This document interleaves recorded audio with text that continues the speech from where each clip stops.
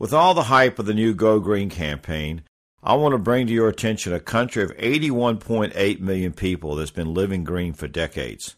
Hi, my name is Barry P. Foley. I'm an American singer-songwriter living in a small rural town of 10,000 people in northern Bavaria in Germany. Don't worry, today I'm not here to sing to you, but you can find me in other YouTube videos. In this video, I want to demonstrate a lifestyle that these 81.8 million people crammed into a landmass equal to the state of Montana adhere to as part of their normal daily life. I'm going to cover just 6 of the many areas how Germans live green, so let's get started. Do you dread to take out the garbage? Our situation is a little different here. In our kitchen, we have 2 trash cans, one for biodegradable items, or as we say, bio. We even line them with biodegradable bags. They get dumped into the big bio can outside. The second is for actual trash, and trash means everything that cannot be recycled. Adjacent to our kitchen is our pantry, where we have 3 other containers, one for paper, one for glass and bottles to return for deposit, and a bag for other recyclables.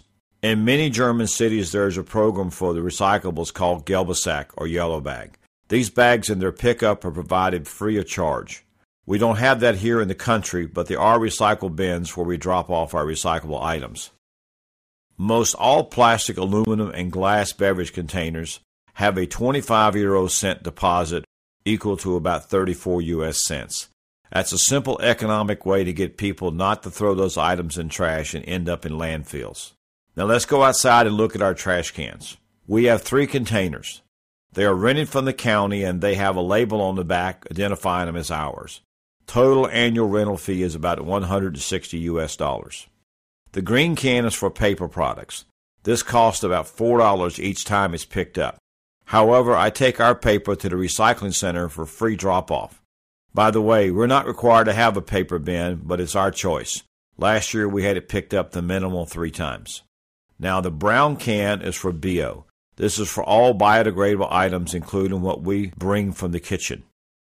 We pay an annual rental fee, but no pickup fee for the bio.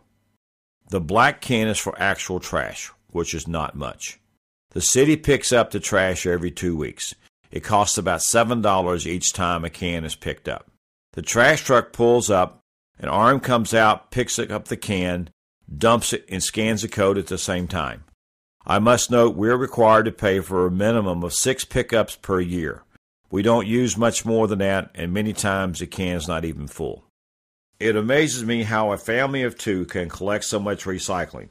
At the edge of our neighborhood, there is a glass and recycle bin.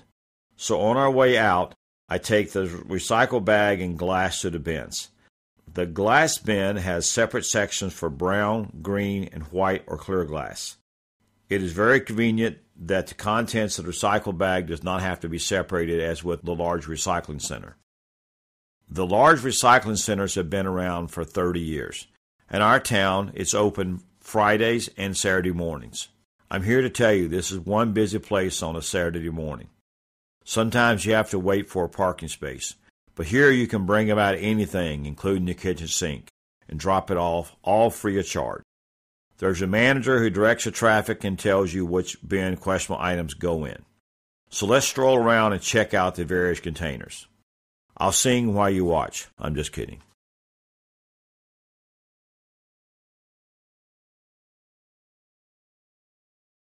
Now the compost center is what motivated me to do this video to begin with. This is where I bring compost items. Another busy place. But the amazing thing is, you and all your neighbors drop off grass, clippings, tree limbs, etc. The guy comes with a front-end loader, piles it up tight, and then ever so often they run everything through a chipper mill, and it sits and decomposes. Once that's happened, you can bring your bucket and shovel and get newly composted soil for free.